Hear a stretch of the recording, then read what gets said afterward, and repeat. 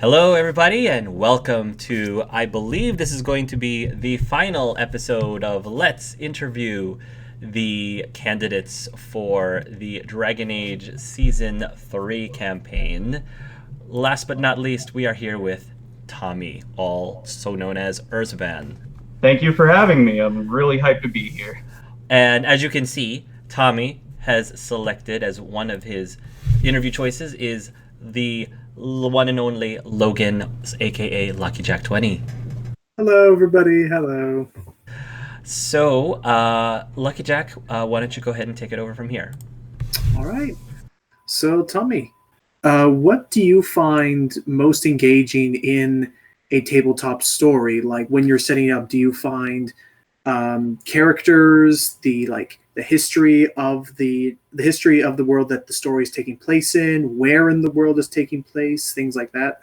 For me, tabletop RPGs, what I've found most interesting is around three different factors. One is the openness and uniqueness to tabletop, simply because you have that group experience. It's a shared thing with a group of friends, and you get to build a world together that's almost literary in a sense. Mhm. Then I would also say that I pretty much enjoy like worldcraft quite a bit, simply getting to see an idea flesh out into full fruition. And then the last thing I like is that everyone I've ever played with, I feel more intimate with them. Like I've gotten to know them more as a person because you get to see more of the raw personality and them portraying a character and giving it their all. In your experiences, have there been situations where people in a team that you were on were either needing help or were seeking help? And how would you approach a situation?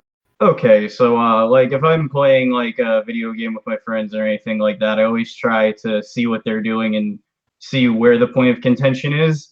Then I would come in and like help or do something different that would try to push that forward. If I'm game mastering or playing with the group, what I would basically do is as a game master, I would give a nugget of like a clue of some sort to give them an idea as far as what's not working and try to steer them better in the best direction I can without just outright intervening and being like, okay, you have to do this or you're doing it wrong. I would try to see what they're doing and try to come up with an alternative path for that situation or give them contextual clues to get around it. Is there a particular piece of media or an author whose work inspires what you put into a story? I would say that my influence in like game design or like interacting in a group of players more or less comes from like a little hair of like everything that I consume media wise. Whenever it's been like gamecraft when I'm writing a story, I've always put a big heavy emphasis on dialogue because I'm a massive Tarantino fan, and I always loved the giant ballets he would go on with characters interacting with one another in a very inquisitive way. Mhm. That would be the biggest influence. Then beyond that, I would pretty much say game design. A lot of what I've done for building encounters and stuff, because I transitioned from almost only video games, movies, and books to game mastering as a secondary hobby. Along with that, is basically trying to figure out a medium between making a game-like encounter without it being too gamey and it's still making a lot of sense with the narrative that's going forward. What do you consider is your biggest weakness as a player, and how do you see yourself overcoming that weakness? I'm naturally a rather reserved person, so it's been a little bit of a struggle for me not to just like fade into the background. And how I really plan on overcoming that was basically by trying to play a bit more larger than life of a character and confront that problem face on and actually do more or less blunt force trauma in fixing it while not going overboard with it was the idea I had behind that. What is Hark's biggest reservation for this player? And I was going to say that one of them for you is the fact that you strike me as someone who is a little bit more reserved, who may fade in the shadows as you will, and I think you address that point. The other point I'd like to point out is that your choice of character, I think it is so unique. I think it is very intriguing. It is very unorthodox in the sense that in traditional like fantasy settings, you play a character that is a bit more combative than like say a lawyer. You know, the warrior, the rogue, the mage, and you of course could play your class could certainly be a rogue or a warrior, but first and foremost, the concept is that you are a lawyer. And I love characters that kind of go against the grain of what is traditionally used in a specific tabletop setting, but I know that that is very challenging and very hard to do it well.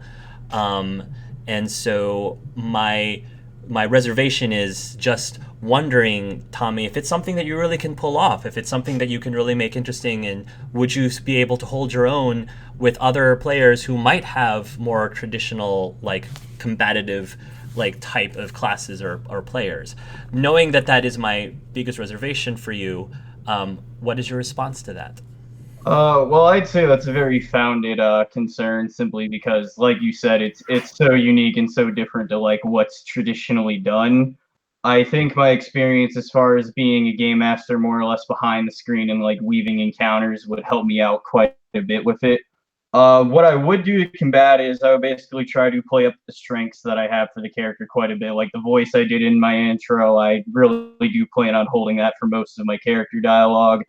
I would also make it a point to where I wouldn't fall behind. Like in game structure, I would still play class wise like the others, but I would definitely put a lot more of an emphasis in my out of character moments as far as being a father and really giving every small moment the best that I can with that kind of archetype.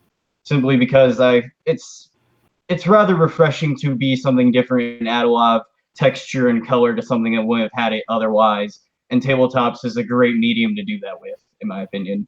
So we're going to move on with the role-playing aspect, and as I told Tommy off camera, we're going to mix things up a little bit this time. Whoa, we're going to mix it up. So Lucky Jack said that he's not 100% comfortable in doing this particular scene with Tommy, so I am going to be leading his role-playing section, but Lucky Jack will still participate in some form or fashion. We'll see how much he does in the scene when we get to that point. So, Russo, it is the middle of the night, and you're asleep in bed, sleeping very soundly, when suddenly you awaken abruptly because maybe you imagined it, maybe you were dreaming it, but you heard a sound coming from the hallway of your house.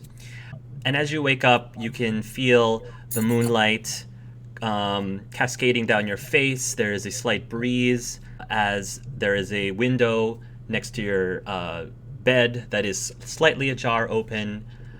You just, like I said, you wake up with a start. What do you do? I would immediately pull myself about halfway up out the bed and take a quick examination of everything in the room around me. And would I see anything out of place other than my window being a gasp right now? You survey the area a little bit, and I wouldn't say that you notice anything particularly out of place. No. Being the concerned father that I am, I will get up and throw my bedrobes on, tie them, and shut the window and make my way to my living room. The floor is fairly cold as your bare feet walks down the hallway, and you get to the living room and it's completely dark the way that you found it. It seems to be very quiet. Nothing really out of the ordinary seems to be here. Maybe you imagined it, I don't know. It's up to you to decide for yourself. I'm going to guess that this isn't a rather common occurrence for myself, so I'll quickly open up the door to Balin's room and just, with the candle I'd assume I have, just make sure nothing's been touched in there. You are going to slowly open the door to Balin's room. Something doesn't feel right.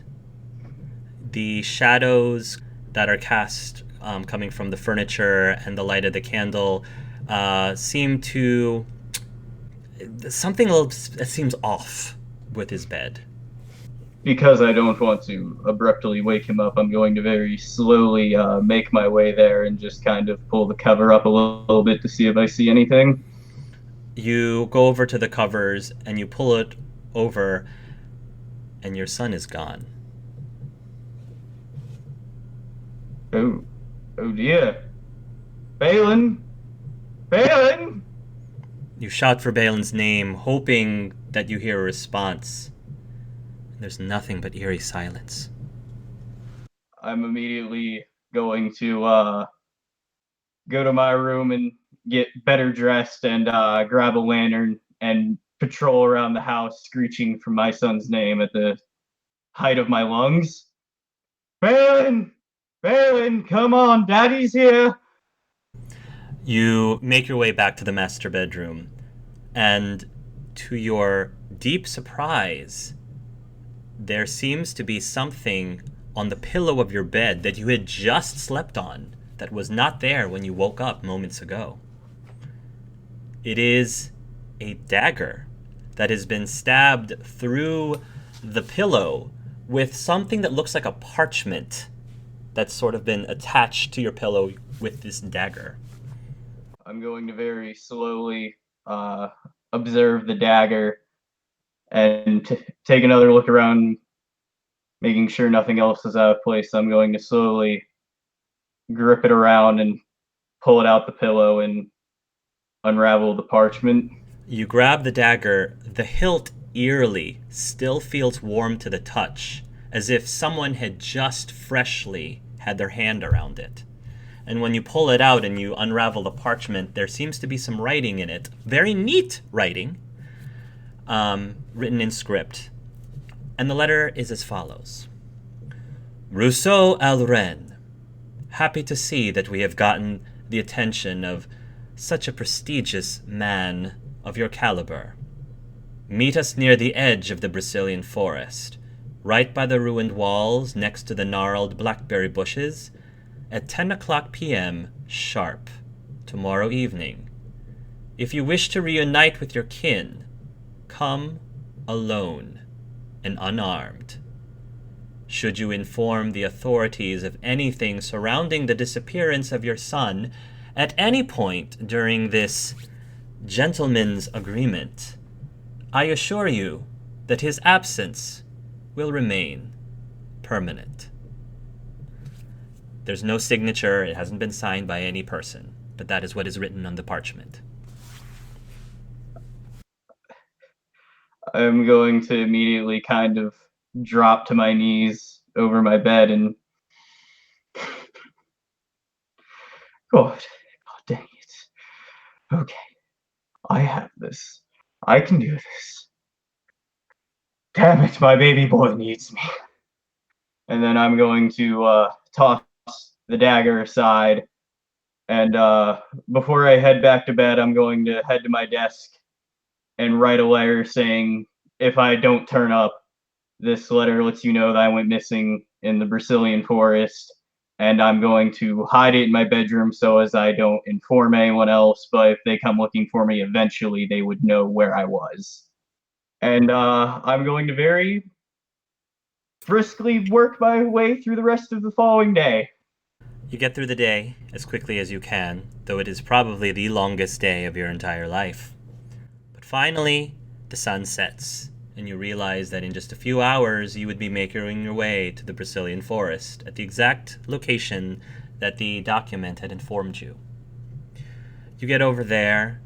Again, the moon above gives a faint amount of light. You can hear the chirps of crickets all around you. And as you are making your way into the woods, you hear the crunch of leaves with each step. And you sit there by that ruined wall, and you wait. At exactly 10 o'clock p.m., you begin to hear the rhythmic crush of leaves coming from behind you. I'm immediately going to still myself. Any tears I might have had, I'm going to wipe them, because in this kind of situation, the stronger I can appear, the better is how I would think Russo would perceive this. And then he's going to get up off the little rock that he'd be sitting on next to the wall, straighten his outfit, and basically be ready to meet whatever's coming face on. You see two figures approaching you. One seems to be a little bit more slender, thinner, but well-armored in some sort of leather-looking armor. You can see from the moonlight that this figure's hair is long, tied into a ponytail. It's silver colored.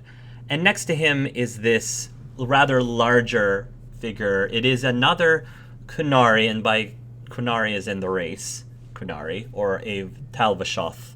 And Lucky Jack, this is your character, not Lealden. This is not Lealden, but it is a qunari as big as you are. This one is a lot bigger. Clearly, this is the muscle that has been brought with them. The smaller of the two gets up to you just so that he's about roughly, I would say, a good 6 or so feet, 6 to 8 feet away from you, 10 feet away from you. The bigger guy, however, makes his way towards your direction, and he gets within arm's length of you, but he doesn't touch you. He just gets within arm's length. This large gentleman seems to be very well armed with a very large blade down his side. And the smaller gentleman with the ponytail greets you warmly, I would say. And he says, "Mr. Allren, fancy a fine walk this fine evening?" Pleasant, isn't it? Yes, very pleasant. What, may I ask, brings you to such a scenic place at the middle of the night? Oh, not too much. I could always use some fresh air. I'm cooped up quite often. I know you can imagine it. Then, I've always been one with nature myself, but more importantly, I think we both know why I would be here in front of you. Do we? Do I? Oh, was that today? Was that today, Balrog? He says as he's turning towards the larger of the two. Yes, that was today. Oh, yes. Well, why didn't you remind me? I would have gotten better dressed for the occasion. I mean, we are here with one of the most highly esteemed lawyers in all of Thedas. So I've been told. Or perhaps so you would like to believe, he says, looking back at Mr. Allren. Oh, I do quite a good job giving off the persona that you give to me so well. It's just, now that we're all on the same page and you remembered it's the meeting, would you mind if we get on with this? I prefer punctuality above most things. Business. Diving down to business. I see. I would have expected a lawyer such as yourself trying to draw out the time a little bit, because you do charge by the hour, do you not? I do more of a case-by-case commission. Makes me be on the best of my toes. I see. Well, we will cut to the chase then. He says. Oh, so clever. Well, if I was the clever one, then you wouldn't be here right now, because we would not be in need of your services. Mr. Allren, the reason why you were summoned here is because we wanted to ask you for a little bit of a favor. You see, we wanted to see just how good of a lawyer you really are. Your reputation, does it precede you or not? There is a client that we very much would be most interested in you helping to defend. You see, this gentleman has been accused of a number of heinous crimes, and well, we were thinking that if anyone would be able to bring justice to this situation and find him innocent in the eyes of this trial, that would be you. Oh, I'm so flattered that you proceeded to pick me. There wasn't any other what's the word I'm looking for? Circumstances that you found easy to pull to grab my attention? Circumstances? Now, there's a curious question. Should there be certain other circumstances of why we would be choosing you over anyone else? No, I was just making sure that you were choosing me purely over credentials and not by any other association. But of course. Well, I'll let you muddle on with that for just a moment. I'm assuming you have questions, however, in order to better establish what information you will need for your case, prior to meeting your client, of course. I have a couple. I'll avoid the more direct ones because I prefer to be good at my job. But what would the client's name be first? He is a gentleman known mostly by everyone as Kane. Oh, I see Lucky Jack's reaction. I told There you you go. this That's is. what it was. Yes. Continue. So you've heard this name, Kane. Kane is a rather scumbag of a man who is a bit of a. What would be the best way to describe him, Lucky Jack, out of character? Slimy, sleazy, basically the kind of man who would say whatever it is that you would most like to hear in order to get on your good side, only to serve his own purposes, manipulative, very much egotistical, all that. And at least from your circles, he is known to be the kind of person who is able to buy his way out of trouble. He has found himself in many predicaments prior, but because he has very powerful and he has lots of money and he has a lot of connections, somehow he's able to weasel his way out of them every single time. And it looks like the next person who is destined to help him with his predicament is you, Mr. Allren. oh. Kane, you say, sounds vaguely familiar. Oh, so you know him. I've heard some things. Oh, then that should make her job easier then. Oh, I appreciate the thought. Anyway, what's he standing trial for? Well, there's a number of crimes he was accused of. Petty thievery, murder. He was actually accused of attempting to acquire the artifacts of the heroes of Ferelden. And you know the heroes of Ferelden being Maximilian, Sunworth, and Gwenail, Dubois, and Lealden, Beltor, and Delwyn. Okay, so given that it's a giant string of crimes and a couple of these won't be too hard for fellow prestigious as Kane to get out of, I'm assuming the murders and the attempted gathering of the artifacts is probably the two most key issues, if I were to inquire correctly. Well, yes, it actually was one of the members who managed to capture him in the first place and put him into this trial situation. Delwyn himself, actually. Probably trying to acquire good favor, considering his blood magery, as it is to speak. Clearly, Delwyn is the one who is not to be trusted, not Kane. Oh, well, I've never judged mages, so whatever you think, I'll defer to you on that one. So, do you have any other questions? I do have a couple others. I'll keep it down to just two remaining questions. One, would I still be able to work on my own terms, provided you're assuming that I get your man free and seen innocent in front of the Black Hollow magistrates? The answer is yes. Whatever it is that you need to do in order to be successful, we will certainly not get into the way of that. But, as you probably guessed, you do have some extra motivation. I assure you the boy is just fine. He is very much being well taken care of as we speak, and I'm sure is looking forward to reuniting with you again, should you be successful at your, we'll call it a quest. That sounds a lot more heroic. Oh, I'm so flattered. And then the last thing I have isn't so much a question, but more is a kindly worded promise, though it may be.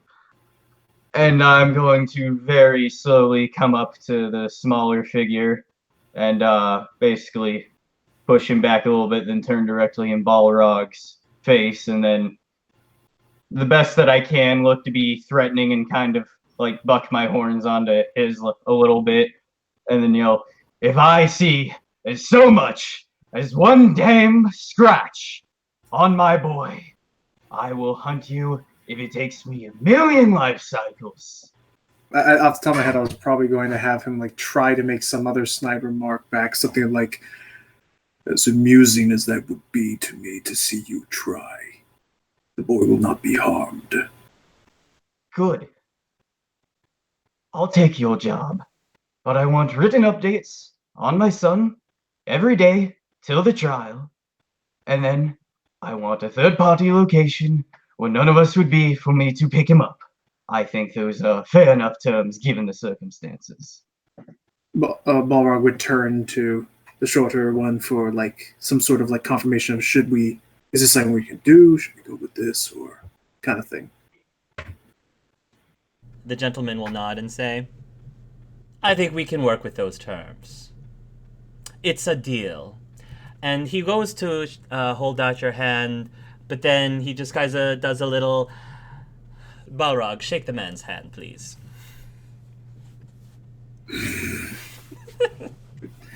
Oh, you first, my friend. Balrog would begrudgingly grip the man's hand. Not even really shake it, just more of a just grabbing and then just releasing.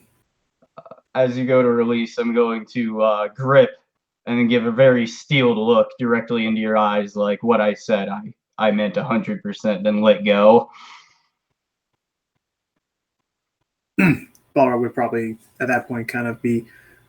He would probably be a little bit more shaken by that approach and just kind of clear his throat and just take a step back beside his client.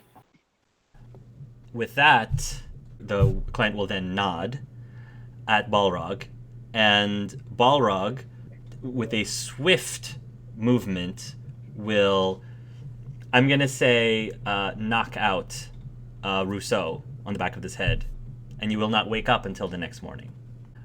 You have agreed to defend this man, Cain, and will be spending the next several days preparing your case. I am going to say that one of your colleagues, whom you have a lot of respect for, female, human colleague, somehow catches wind of the fact that you are defending Cain. Somehow. And she actually is going to approach you and say, Russo, can I speak to you for a moment? I'll close my books and turn to her. Oh, but of course, Lonnie, I always have time for you. Rousseau, please tell me that this is just merely a rumor, but are you seriously defending Cain? Begrudgingly so, I'm afraid. But why? Cain is a scumbag. Like, everyone knows it, and your reputation would be completely tarnished by this. I'm going to pull my head up and turn my head, eyes locked, and say, of course I don't want to, just... They took Balin.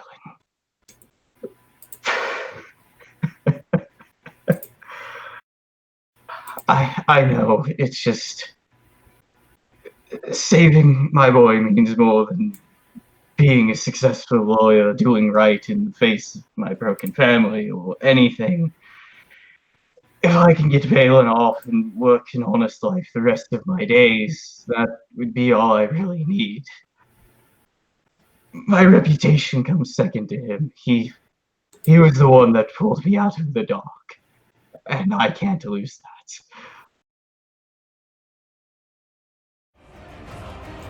Why, hello there. My name's Russo. You know my profession. Let me get straight to the point. If you have the coin and the time, I'm the best lawyer you can be, a dedicated father. And why question? I'm ready to go further into the ends of the earth to win your case. After all, why question an outright? But if you do, meet me. It'll be a great time, I assure you.